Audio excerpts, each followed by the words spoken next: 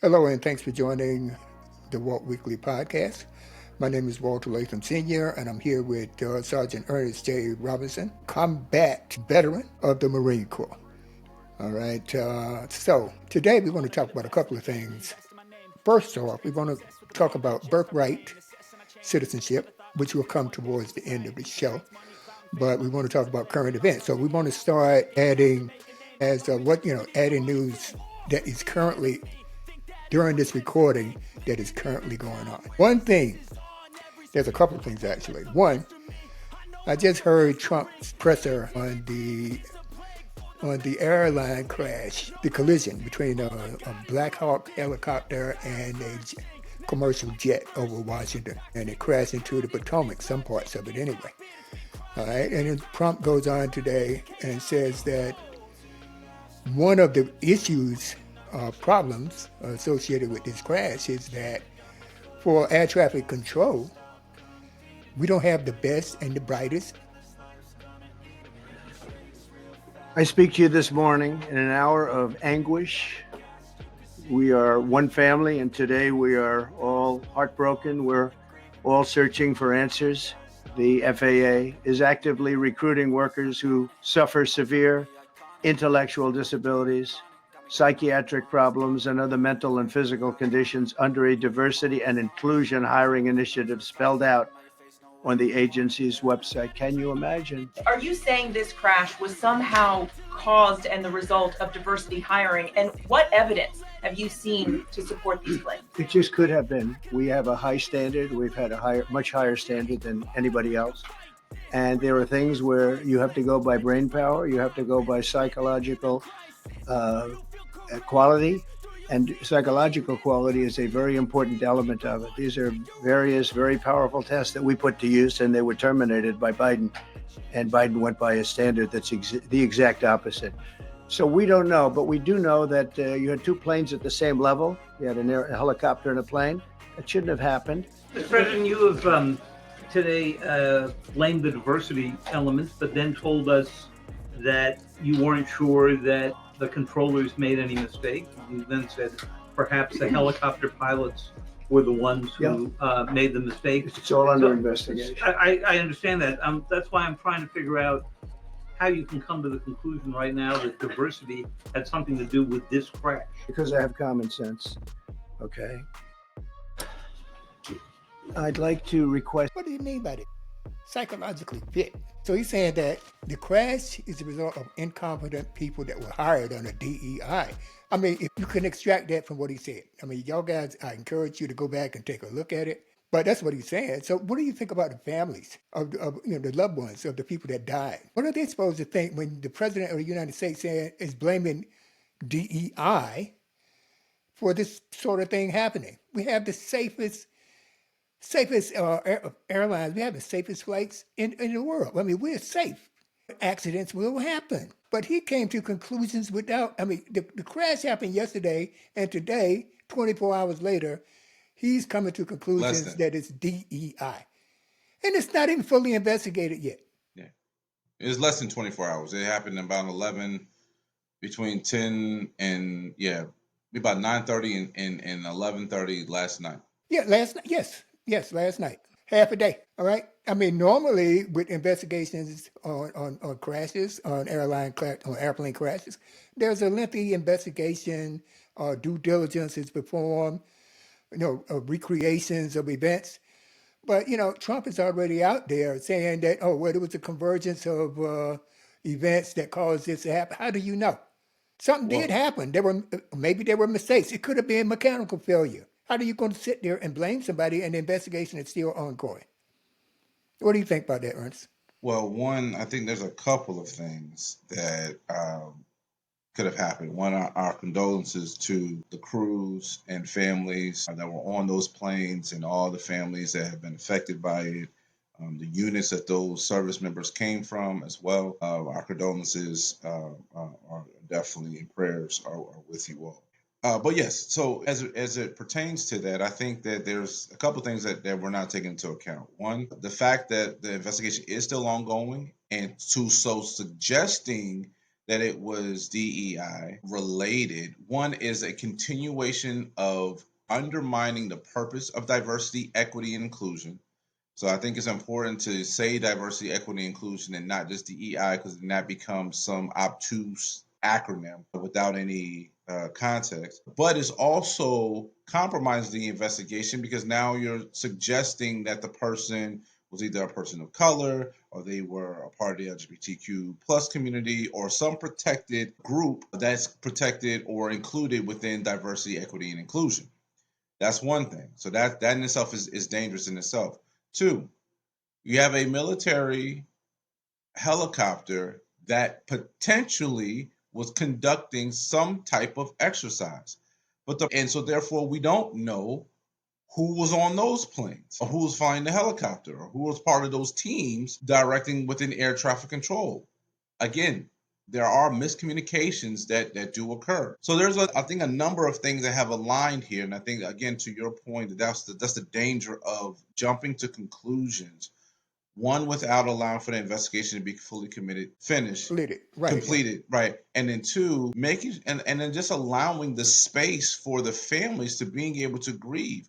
You're weaponizing the acronym of DEI to demonize the people who are included within DEI, and then trying to then turn that as a pain point for those who have lost their loved ones.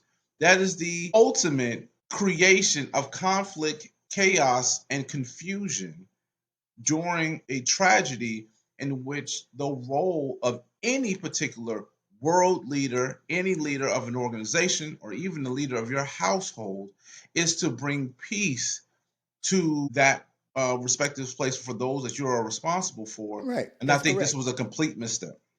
Well, I tell you, you mentioned a couple of terms here that I think they need further clarification or definition, right? Mm-hmm. He said, DEI, all right, causes us to not have brain power. There's no brain power, referring to the ATC. They are below standard hires when they can't get people, they can't hire people don't want the job. There's too many hours and the pay is not good enough. And then one thing here that I need him to define, psychologically superior. What does he mean by psychologically superior? I mean, he's throwing out terms, not realizing the definition of it. I mean, everybody know what brain power is. You okay, you got some brain power. I mean, you think you got brain power. You're below standard hires when people are leaving air traffic control left and right, and they've been severely understaffed for the last 15 years, especially since Ronald Reagan gutted them. Mm-hmm. Ronald Reagan gutted air traffic control. He gutted them. So he's throwing out these terms, like you said, or that's not realizing that there are actual people that are suffering from the loss of their loved ones. Mm-hmm. That's not his. He doesn't care about that. That's what I'm It's saying. but the most consistent thing about 47 is that he has sensationalized, used inflammatory language at almost every step of the way since announcing his candidacy, his first candidacy, attempt at candidacy back in 2011. But even from 2015 and so forth and so on. So this is pretty standard, par for the course when it comes down to the things that he's saying. But everything that is stemming from the lack of brain power, the talking about Psychologically superior. right, but those are kind of remnants of what white supremacists would say back in the day as far as not being capable. I mean, again, I'm not going to necessarily, well, no, I'll use the pilot and the black quarterback. Yeah, he was a pilot and a black quarterback. And a black quarterback. Yeah. We're not psychologically superior enough to being able to take charge of a football team. Now, again, I was hesitant because again, the complexities of being able to fly a plane and direct a football team are not apples and apples. But the notion that a black person does not have the bandwidth, the capacity to being able to understand whether the most simplest things or even the most complex things is just not there, and that's something that has been echoed for hundreds of years, Well, unfortunately. I'll tell you one thing. I got a little story.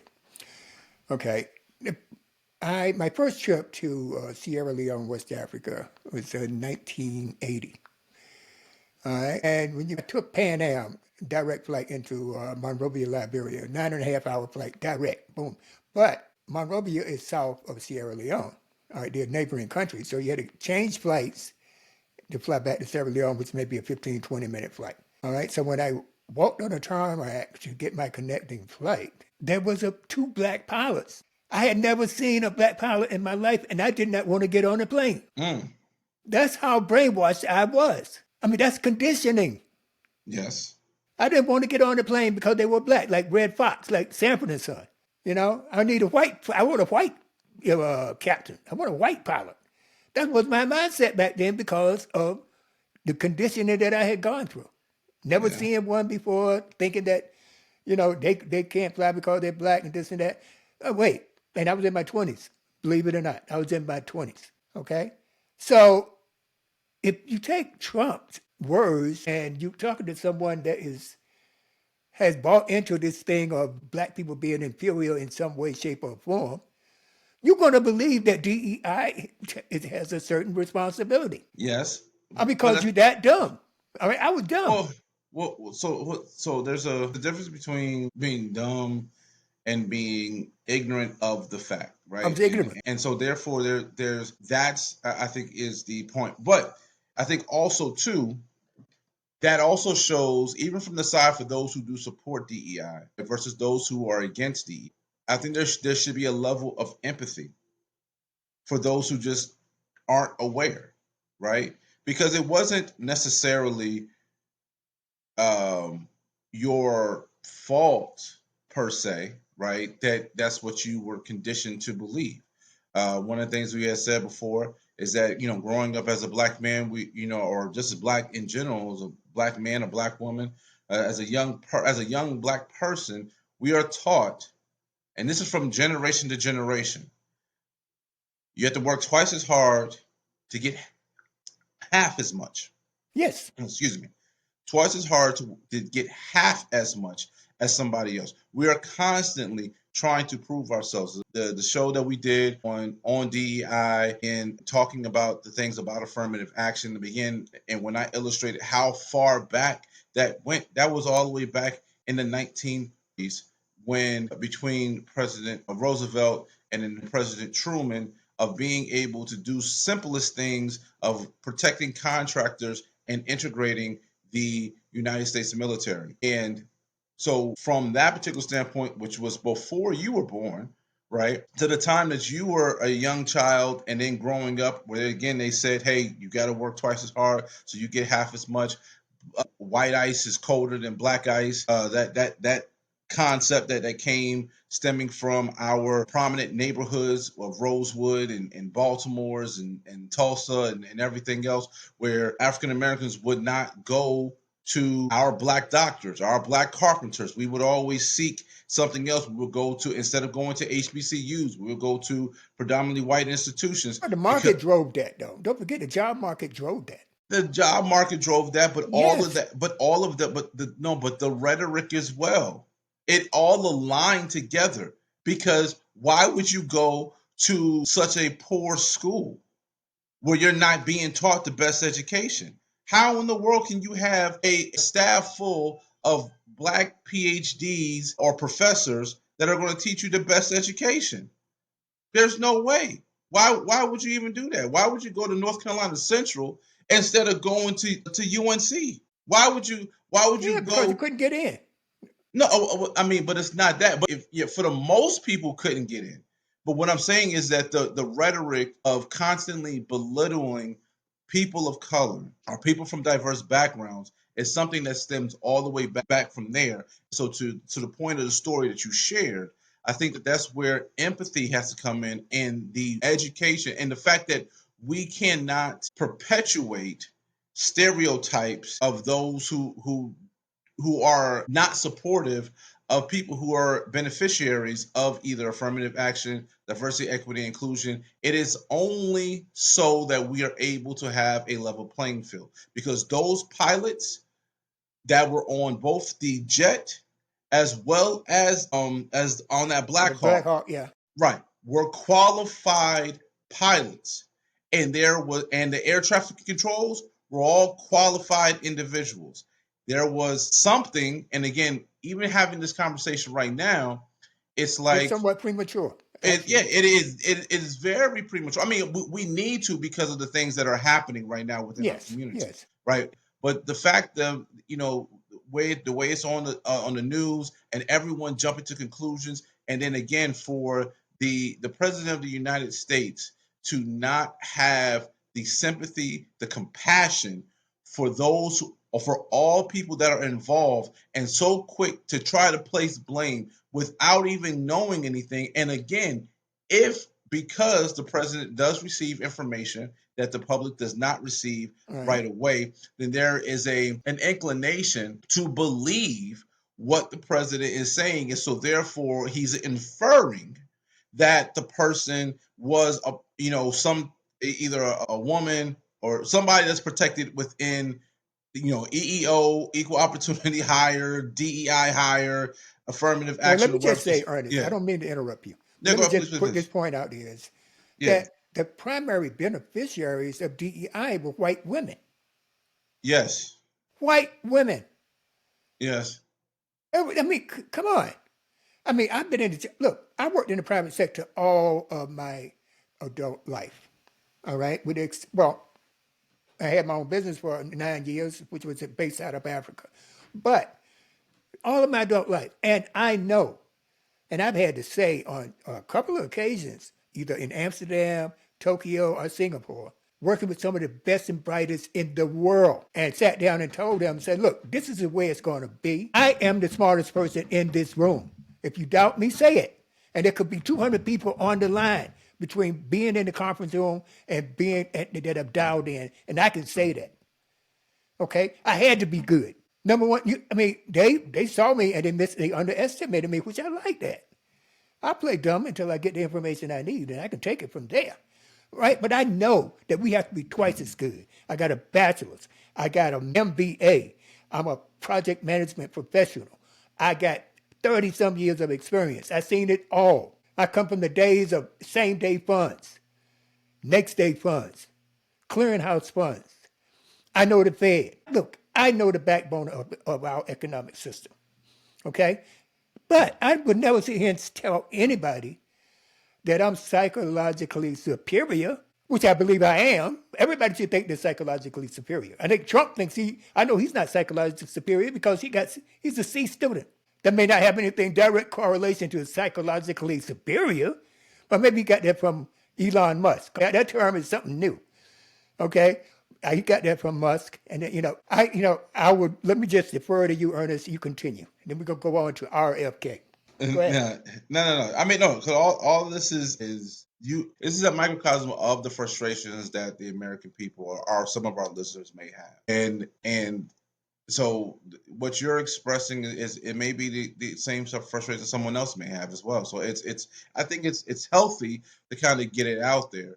But I think as an important to being able to kind of stay on task of what it is that we want to be able to do, how we want to be able to, what's the resolution to it, right? So once we've spoken some of the frustrations that we've had and some of the things that you've carried, like you're saying for decades, right? Because I mean, having to either play dumb in a situation or having to dim your light a little bit in order being able to get to a particular level, gain the information like you said, and then once you got the information and now I'm able here, watch me work, right? Or watch me, or like they said, let me cook.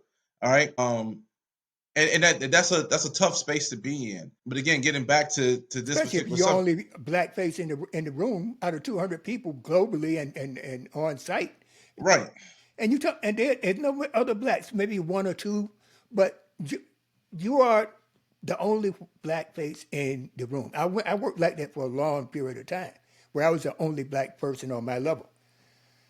Okay, within the organization of 50 or 60,000 people.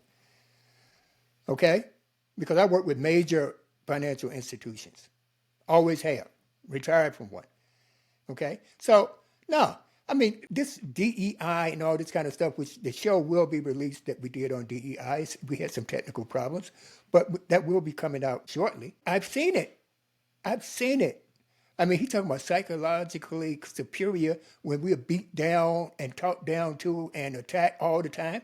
That's part of our life. We're born into that. If anybody's psychologically superior, we are because we survived. The level of resilience that marginalized people tend to have is definitely far superior than your average person, because again, most people will never experience things, well, people who aren't marginalized would never necessarily experience that type of scrutiny, discrimination, bigotry in their life at all. And so there's something to be said about that. But I think that there's also too a level of shame that comes with it, because I mean, while one can be proud of the fact that I can be this resilient and withstand your barrage of insults and putting me down and everything else, it also speaks to the fact of the shameful part is that why should I even have to? When we talk about being in the greatest country in the world and all the principles and everything that we stand for, why is this still something that people are subjected to? Many of the things, as far as those who are in leadership positions, when speaking about this tragedy that has happened, I think for the most part, some have tried to be very reserved in their comments, but always still deferring back to the 47th president in some way of reverence to him, and kind of, not necessarily addressing the things that are important to being able to give console and resolution to the people who are struggling with this. Because again, if we have another 20-year-old, like you were at that time, but today, who's African American, but then now also believes that, well, black people aren't as good pilots or whatever case it be, because I don't know any black pilots personally. I don't have any people who are air traffic control personally.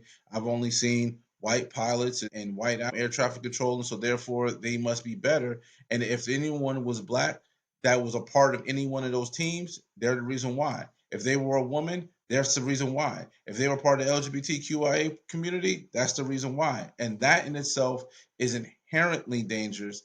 And I think that, but I don't know who's going to call him Let me out to say. stop it. Yeah, go ahead. All right, let me say as an aside, we did do a show, and we Yep. had a black commercial airline pilot on the show to tell people how to go about becoming a commercial pilot. Mm-hmm. He talked about his genesis on how he became there. He became a pilot, and that show is there. I got to get. I'll try to look it up and put it in the show notes. Put a link in the show notes. So we did do a full show, I believe 2 episodes with Captain Robertson, Robert, Robertson. All right, Captain Robertson, he flies for Alaska Airlines.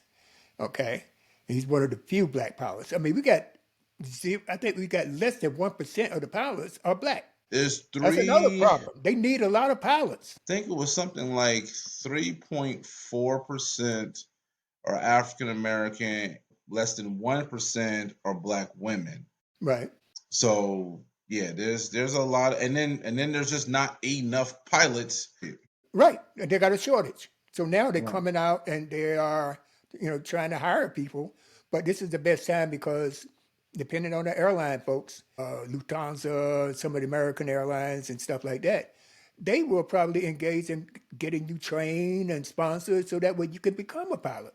So, try that avenue. That's it. I don't know how successful you will be, but try it. If you want to be a flyer, you grew up want to be a flyboy like I did, and did not because I couldn't see. And then I heard so much about there's no black pilots and you can't get in and all that kind of, and I was wearing glasses. So I didn't pursue it, after that. But that's a space we need filling, along with doctors, of course. But that's a space we need. We need to fill spaces everywhere. Yes. Everywhere.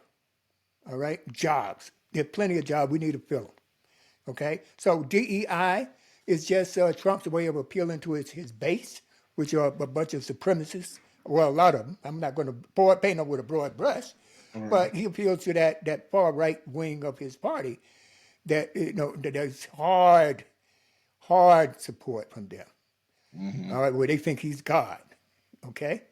So you got people out there like that. So we can go with that. But let's talk about RFK. I want to get Yeah. off Trump, but he's the president now, so we're going to have to include him in our discussions going forward, unfortunately. But we got to stay on top of this guy. He's doing a lot of things that's going to be detrimental to us, I believe. So let's talk about RFK. I was looking at some of the hearings yesterday and how his niece, Caroline Kennedy, the daughter of Jackie and President Kennedy, was saying how this guy's not qualified. He's a liar, all right? Yes. He can't be trusted, which I also apply to, some people I know. But anyway, and the vaccinations, he's an anti-vaxxer, all right?